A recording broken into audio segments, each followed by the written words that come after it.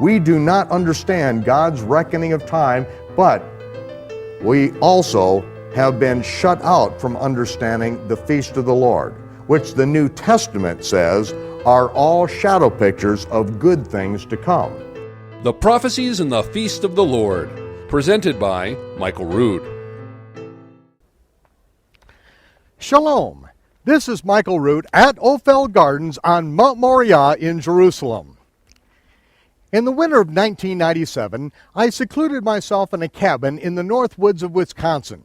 For several months, I sat day and night with my feet in a sleeping bag, a reading lamp over my left shoulder, and the scriptures in my hand. I had enough beans and rice to last until spring, and my only need was to understand the instructions from my Creator and how I was to serve Him. Neither daylight nor darkness affected my schedule. I had nowhere to go, no one to see, and no one to talk to. When my eyes grew tired, I fell asleep. When I awoke, I continued to read. In the second month of my seclusion, I woke myself up as I sat bolt upright and shouted, "And He, the Messiah, will confirm the covenant with many for 1 week. And He, the Messiah, will confirm the covenant with many for 1 week." I was not dreaming, and from past experience I perceived that this was a revelation from heaven. But I had no idea what this could mean. Sure, I knew that this phrase was from the 9th chapter of Daniel, but I had been raised with a completely different interpretation of this phrase. The next day, I began to study this section in Daniel. If this was a true revelation, I knew that the implications would be profound. A week later, I left the cabin to visit a minister friend in Minneapolis. He was on the phone as I entered his office, and he motioned for me to sit down. As he hung up the phone, he spun around in his chair and blurted out, "Have you ever considered that the He who confirms the covenant is referring to the Messiah and not the Antichrist? It hit me in the middle of the night last week, and I have not been able to leave it alone since." I then related my experience. I left his office more convinced, but I needed further confirmation. Less than a month later, I was in the home of the archaeologist who found the Ark of the Covenant while excavating near here in Mount Moriah. It was approaching 1 o'clock in the morning when I felt compelled to share the incident with him. When I did, he leaped out of his chair and shouted, "That is right! The Messiah is He who confirms the covenant." A week later, I was with a Messianic rabbi in Texas who confirmed that the Hebrew text and the context itself both indicate that it is the Messiah who confirms the covenant. Now I was ready to make the revelation public. Join us in the Lester Summerall television studios, where this multimedia presentation on the Prophecies in the Feast of the Lord was recorded by the Prophecy Club. This is Bible Prophecy 201. Now, episode 23 in the 26-part series on the Prophecies in the Feast of the Lord. That day shall not come except first. The angel continues. "And in the midst of the week, He, the prince that shall come, shall cause the sacrifice and the oblation to cease, and for the overspreading of abominations he'll make it desolate, even until the consummation."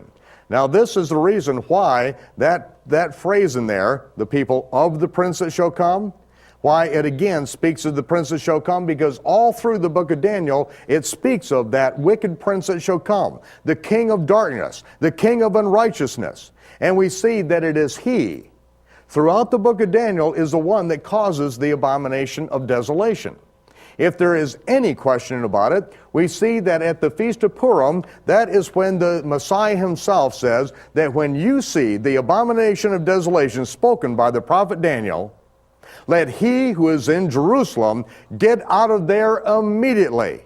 If you're out in the field, don't come back and get a sleeping bag. If you're on top of the house, don't come down inside and get a coat. You take off on a dead run out of Jerusalem, and you better pray that your flight's not on the Sabbath day. Because you can't get a taxi, you can't get a bus. It's hard to get around on the Sabbath day because everything shuts down in the land of Israel. You better hope it's not in the wintertime, because if you don't have time to get a coat and sleeping bag, you're going to freeze. But he said, get out of there. Even if you do freeze, get out of there. And you better pray that you don't have little babies that you're nursing, or that you're pregnant in those days. Because then is going to come great tribulation, such as was not from the beginning of time, no, nor ever shall be, and except those days would be shortened, there shall no flesh be saved. Man is going to bring himself to the brink of destruction, and it is going to start right here in the midst of the week, between the two Tishri tens, right dead center in the midst of that week, when the abomination of desolation spoken by the prophet Daniel takes place. Now, this is very serious business. It says, but for the elect's sake, those days shall be shortened. And we'll see how those days are shortened and when they are shortened, because all these have to do with the fulfillment of the feast of the Lord.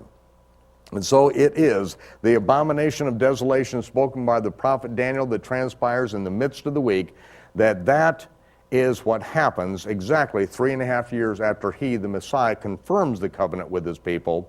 And then 3.5 years later, we come to the 70th Jubilee. And now we're going to see how all those things fit. Because it is in the midst of the week that we see this is what the Apostle Paul speaks of. And he is writing to the believers there in Thessalonica who are undergoing a great deal of tribulation at the time. And no matter how badly they were tortured, no matter how severe the persecution, they would not buckle their knees except to the Lord himself. And their lives and the way they lived was such an inspiration to all the other believers that he wrote them and told them so, and said, and gave them words of comfort. And he said, it is a righteous act with God to repay tribulation to those who are now tribulating you. You who are now being tribulated will rest. When the Lord Jesus is revealed from heaven with his mighty angels in flaming fire, taking vengeance. As the word says, vengeance is mine, I will repay, saith the Lord. And he said, if we're going to follow him, then take up our execution stake and follow me. They've hated me, they're going to kill me, they're going to hate, and they're going to come after you too. But be of good cheer, I have overcome the world. Hang in there. You overcome, and I will give you a rod of iron, and you will rule with me someday. That is his promise that he has made. And so it is a righteous act with God when he repays tribulation. And he goes on in 2 Thessalonians chapter 2, it says that concerning the coming of the Lord and our gathering together, concerning this, I beseech you, that you are not shaken in mind or troubled neither by spirit nor by word nor by letter as from us, that the day of Christ is at hand. The whole context, the day of Christ, when he comes, relieving the pain and strain of tribulation for his saints, when he in fiery vengeance comes after those who have been persecuting his people. Concerning that day and the coming of the Lord, don't let anyone fool you or deceive you by any means into thinking the day of the Lord is imminent. At hand, King James says, at hand is anastiken, imminent, impending, close at hand, could happen at any time. Don't let anyone deceive you into thinking that you should sell everything that you have, go wrap up in bed sheets and go out and sit on a hilltop on October 8th, 1988, and they give you 88 reasons why you should do that. Or why you should wrap up in a bed sheet and sit on a hilltop in 1993 and give you 93 reasons for that. Whenever someone gives me a pagan date like October 8th, 1988, I immediately take it and throw it in the trash, because God does not run the universe on a pagan calendar. But don't be deceived by any means.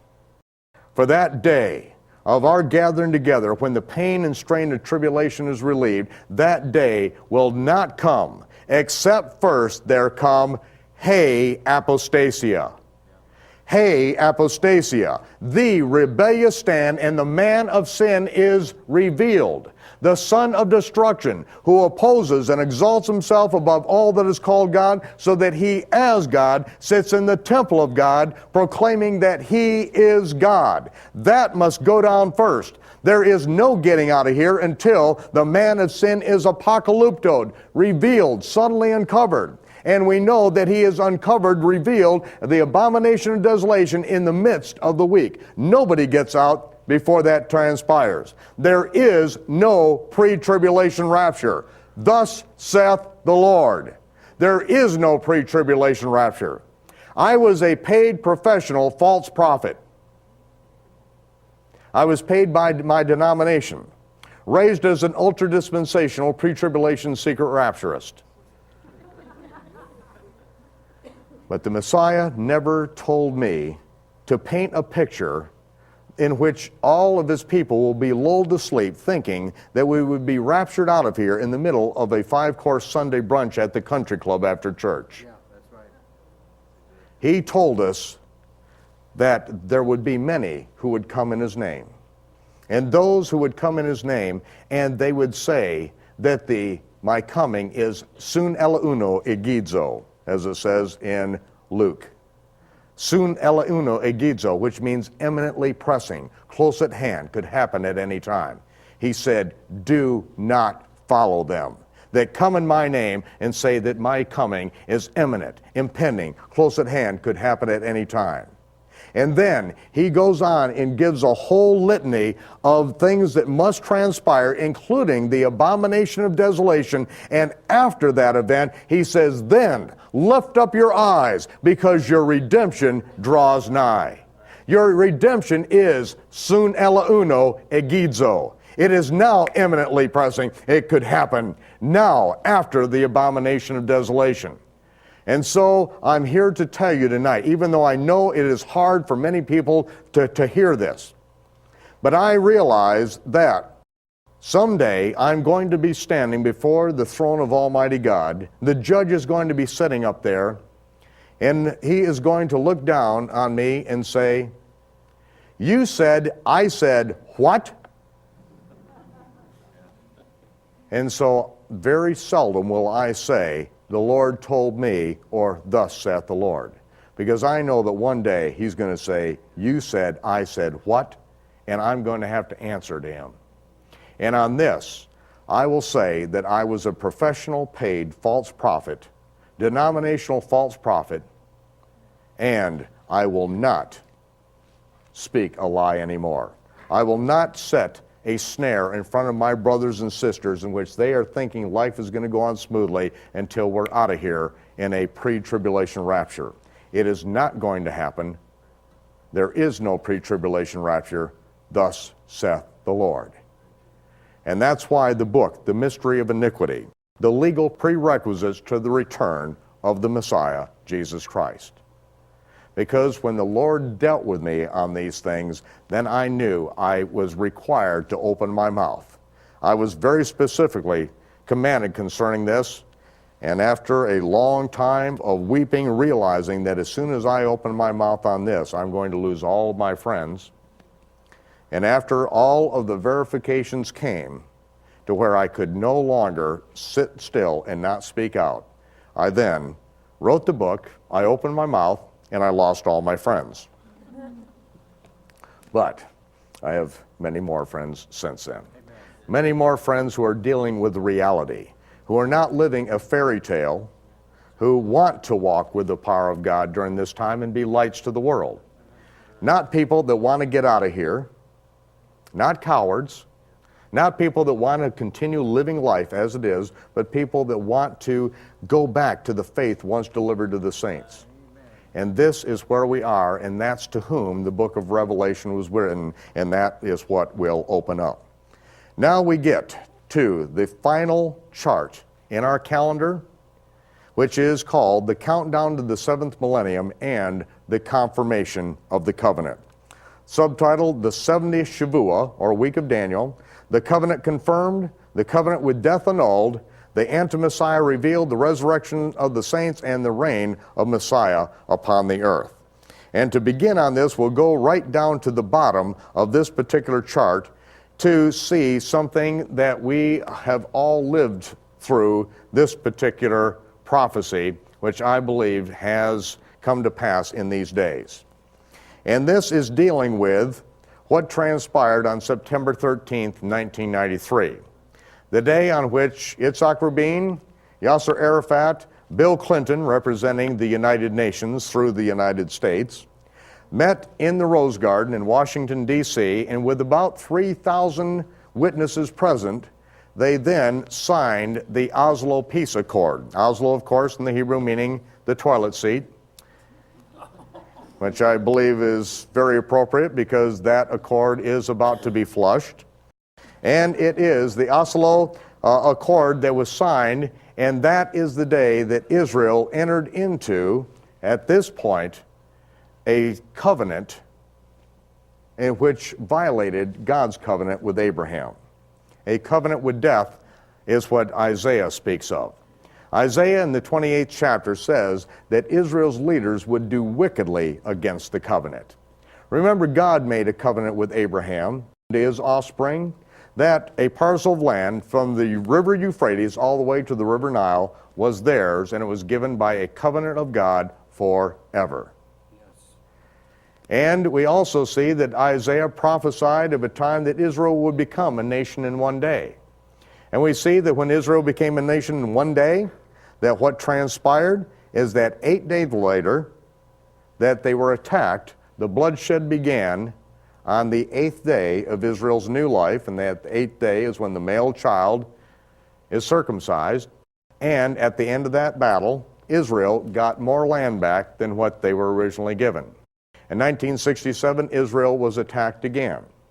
Given just weeks for their survival by the world military strategist, but yet, after 6 days, Israel got more land back, including the entire Sinai Peninsula, and they went all the way to the river Nile in Egypt. For the first time, they got more land back. In 1973, Israel was attacked on Yom Kippur, the Day of Atonement. At the end of that war, in which Israel was given only a couple of weeks for its survival, Israel got more land back. Now we do see a pattern going on here, don't we? God made a covenant with Abraham, and he put Abraham to sleep, signifying it wasn't even up to Abraham's strength to keep that covenant. God would keep it. But Israel's leaders have done wickedly against that covenant, and they've entered into an agreement with hell and a covenant with death, which is spoken of in the 28th chapter of Isaiah, in which they have given land over to the enemy, over to the United Nations, over to the Philistines for the promise of peace. God calls that an agreement with hell, a covenant with death. They entered into it on September 13th, 1993, and Yasser Arafat is now saying that he will proclaim the Palestinian state with Jerusalem as its capital on September 13th of 2000, exactly 7 years to the day from when Israel entered into that covenant according to the pagan calendar. I maintain that God does not run the universe or fulfill his prophecies according to any pagan calendar or even the Jewish calendar, which can be days and sometimes an entire month off, which it is this year. I maintain that God rules the universe and fulfills his feast on his days, whether we recognize it or not. Time will tell. But September 13th, 1993 happened to be Tishri 1, 5994, the Day of Trumpets. The Day of Trumpets, and we've seen throughout history, the Day of Trumpets is the day that the announcements are made. The Day of Trumpets is when the Ten Commandments, the Torah, was given. The Day of Trumpets is the Messiah's birth, the great sign announcing the Messiah's birth 15 days later at the Feast of Tabernacles. And this coming up, Tishri 1 that's coming up, is going to be 7 years from when Israel entered into that covenant with death. Isaiah said God will annul their covenant with death. In order to annul that covenant with death, then God would have to act within the parameters of that covenant In other words, if it's a 7-year covenant and he's going to annul it, you would think that he would have to annul it within the parameters of the original covenant.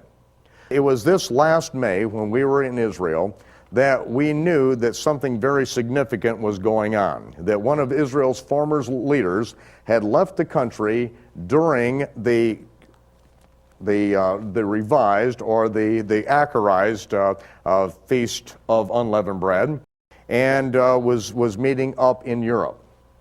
What came out of that meeting was an acknowledgement that there was going to be very soon a summit that was going to be called, in which the United States would call in the Israeli leaders and the Palestinian leaders, and what was at stake fits along these lines. That several years ago, it was said that there were 100 suitcase-sized nuclear warheads that were unaccounted for in the Russian arsenal.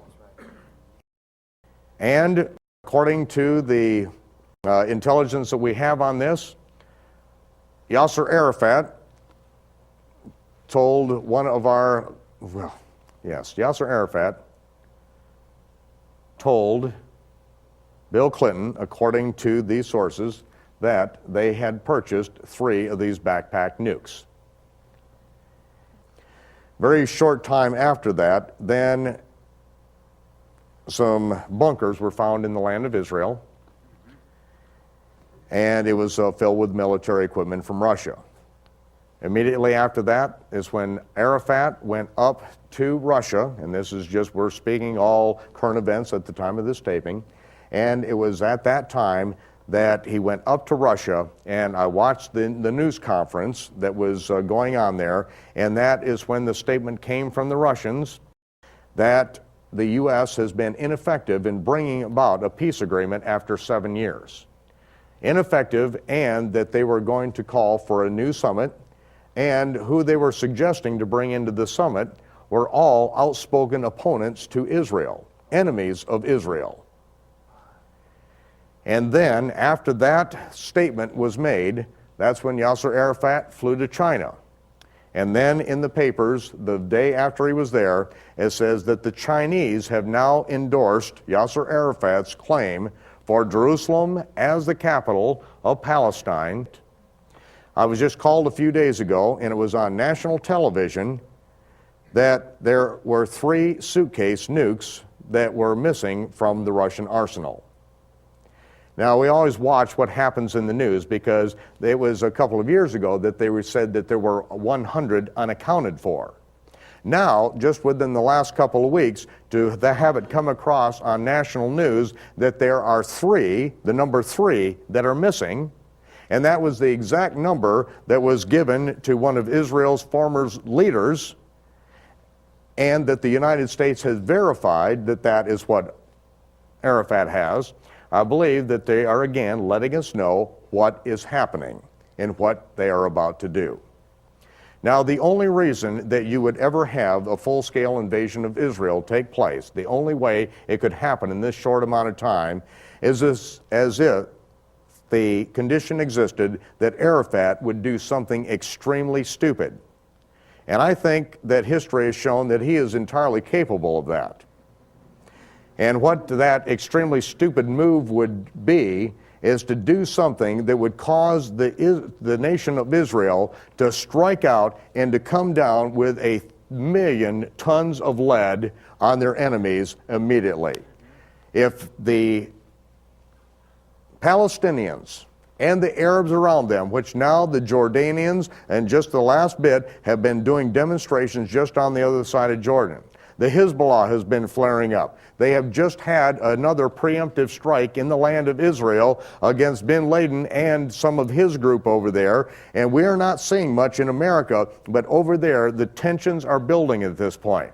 And it's going to come to the place that when they make their move, Israel is going to come down with all of their might, and it is going to shake things up. When the 39th Scud hit the land of Israel, Tel Aviv area, during the Gulf War, that is when Israel put the F-16s on the tarmac loaded with nukes. And said, if one more, told Hussein, if one more Scud is launched, we are going to nuke Baghdad into a smoking black hole on planet Earth. And that's why not one more Scud was launched. It's not that the U.S. Patriot missiles did such a great job that he just gave up and said, we're not going to waste any more time or money on this project. No, Israel said, we're going to nuke you. And since there are only 3 types of nuclear warheads that have been created on planet Earth, and all 3 were developed by Jews, Kohanim, priests of Israel. See, if you don't have those guys on the Temple Mount doing service on the Temple Mount, they get into all sorts of weird stuff. But when they say that they're going to nuke you, then you ought to listen up. And Hussein did. And so what we saw at that time is it stopped. It froze the action right there because they knew Israel would do it. Michael Rood will return with some closing thoughts in just a moment. Since the recording of this seminar, Osama bin Laden and his al-Qaeda entourage hit the United States with a very destructive terrorist attack. The 2 man-made mountains of brass, of which the prophet Zechariah spoke, came plummeting to the ground, releasing the war machines that brought the United States into an Armageddon scenario in the Mideast. The excitement has just begun. Hold on to your seat. The fulfillment of the fall feast of the Lord may be just around the corner. We invite you to join us again next time for episode 24 in the 26-part series on the prophecies in the feast of the Lord, Jerusalem, a cup of trembling for all nations. This is Michael Rood from Jerusalem, bidding you shalom, peace. And I'll see you when the smoke clears.